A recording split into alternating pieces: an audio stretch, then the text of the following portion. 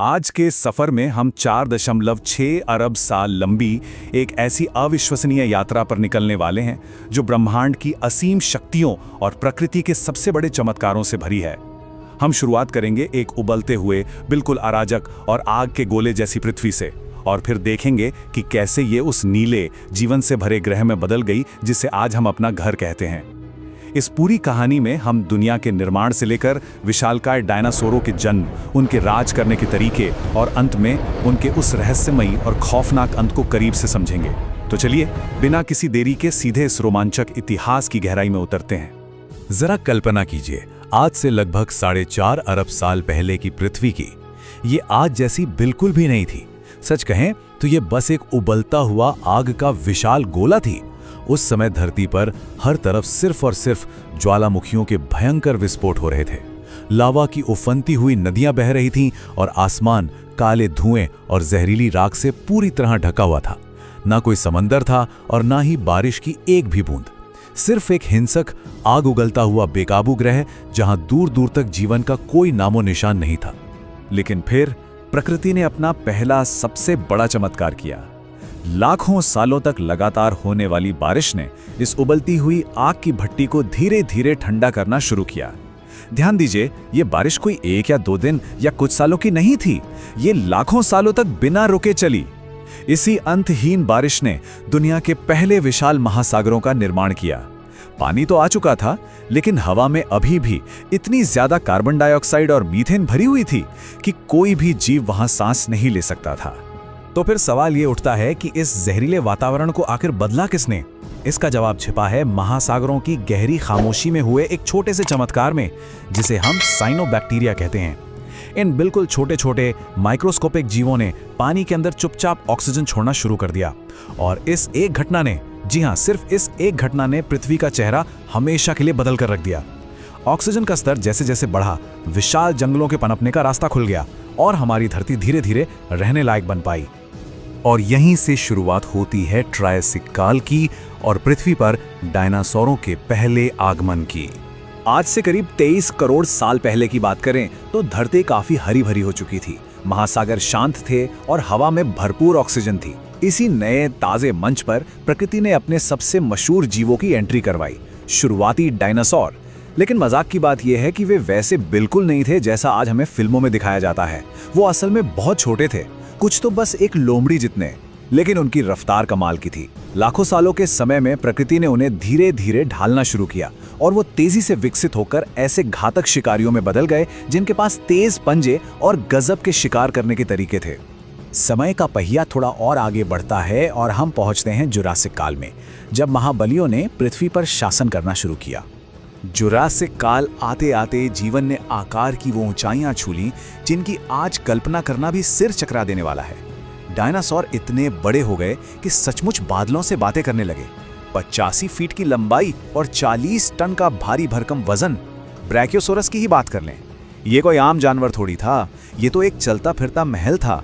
इतने विशाल शरीर और इतनी लंबी गर्दन के साथ ये जीव प्रकृति की इंजीनियरिंग का एक ऐसा अकल्पनीय नमूना था जिसने पृथ्वी पर अपना एक छत्र राज कायम कर लिया। और कहानी सिर्फ ब्रैकियोसोरस तक सीमित नहीं थी, धरती पर टाइटैनोसोरस का भी आगमन हुआ। जरा सोचिए, ये इतना विशाल था कि अगर वो जमीन पर लेट जाए तो पूरा का पूरा एक फुटबॉल ग्राउंड उसके नीचे छिप जाए। जब ये महाकाय जीव प्राचीन शांत जंगलों में चलते होंगे तो उनके भारी कदमों से पूरी धरती कांप उठती होगी। हर कदम के साथ हवा में धूल के विशाल बादल उठ खड़े होते होंगे। ये सच में पृथ्वी के इतिहास का सबसे स्वर्णिम और सबसे शक्तिशाली युग था। अब एक बात दिमाग में आती है कि आखिर ये जीव इतने विशाल क्यों बने? तो ये कोई इत्तेफाक नहीं था, ये बचने और राज करने की एक बेहद कामयाब रणनीति थी। इतने बड़े आकार का सीधा सा मतलब था शिकारियों से फुल प्रोटेक्शन। कोई उन्हें छू भी नहीं सकता था। उनकी लंबी गर्दनें उन्हें उन ऊंचे पेड़ों की टहनियों तक पहुंचने में मदद करती थीं जहां बाकी जीवों की पहुंच ही नहीं थी। इसी आकार की वजह से उन्होंने पूरी पृथ्वी पर अपना पूर्ण और निर्विवाद वर्चस्व स्थापित कर लिया था। वे 15 करोड़ सालों से भी ज्यादा समय तक इस धरती के निर्विवाद राजा रहे। ऐसा लगता था जैसे उन्हें कोई नहीं हरा सकता, कोई मिटा नहीं सकता। लेकिन क्या होता है जब विनाश पृथ्वी से नहीं बल्कि ब्रह्मांड के गहरे सन्नाटे से आता है? एक ऐसा भयानक अतिथि जिसका किसी को अंदाजा तक नहीं था। 6.6 करोड़ साल पहले की घटना है। मेक्सिको के युकाटान प्रायद्वीप की ओर एक 10 से 15 किलोमीटर चौड़ा एस्टेरॉयड यानी उल्कापिंड तेजी से बढ़ रहा था और उसकी रफ्तार 70,000 किलोमीटर प्रति घंटा। जी हां, 70,000। ये रफ्तार इतनी भयानक थी कि अगर कोई इसे आसमान में देख भी पाता तो पलक झपकने से पहले ही सब कुछ राख हो जाता। ये महज एक पत्थर नहीं था, ये तबाही का दूत था। जैसे ही ये उल्कापिंड टकराया, सबसे पहले एक ऐसी तेज अंधी कर देने वाली चमक उठी और फिर एक ऐसा धमाका हुआ जिसने मानो धरती का सीना चीर के रख दिया। कुछ ही सेकंड्स के अंदर हजारों फीट ऊंची सुनामी लहरें उठी। पूरी दुनिया में एक साथ भयंकर भूकंप आने लगे।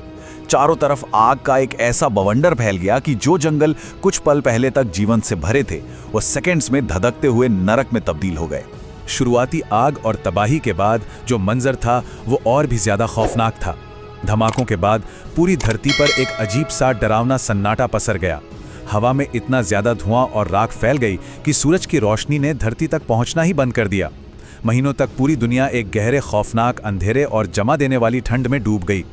पेड़ पौधे सूख कर खत्म हो गए। जो डायनासोर्स उस शुरुआती धमाके से बच भी गए थे, वे भूख और ठंड के मारे असहाय होकर तड़प तड़प कर विलुप्त हो गए। पृथ्वी के महान राजाओं का एक बेहद दर्दनाक अंत हो चुका था। और इस तरह क्रिटेशियस पैलियोजिन विलुप्ति ने इतिहास के सबसे दर्दनाक अध्याय को खत्म किया और आगे के जीवन के लिए एक बिल्कुल नया खाली मंच छोड़ दिया। लाखों सालों का राज कुछ ही महीनों में राख हो चुका था। बड़े शिकारी मिट चुके थे और प्रकृति का मंच अब एकदम खाली था। तो अब इस शांत वीरान दुनिया का नया वारिस कौन बना? ये कोई विशालकाय जीव नहीं थे, बल्कि ये थे छोटे चूहे जैसे दिखने वाले स्तनधारी जीव। गर्म खून वाले ये छोटे जीव जमीन के नीचे छुपकर रहने में बहुत माहिर थे। डायनासोरों के डर से ये पहले सिर्फ रात में बाहर निकलते थे और यही आदत अब उनकी सबसे बड़ी ताकत बन गई थी। जब दुनिया ठंडी और अंधेरी हुई तो इन छोटे जीवों ने खुद को बचा लिया और सच कहें तो यहीं से शुरुआत हुई स्तनधारियों के युग की, यानी हमारे युग की।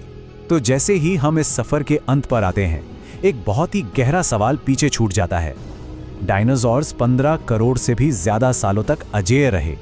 वे इतने विशाल और ताकतवर थे, फिर भी अंतरिक्ष से आए सिर्फ एक चट्टान के टुकड़े ने उनके पूरे साम्राज्य को हमेशा के लिए मिटा दिया।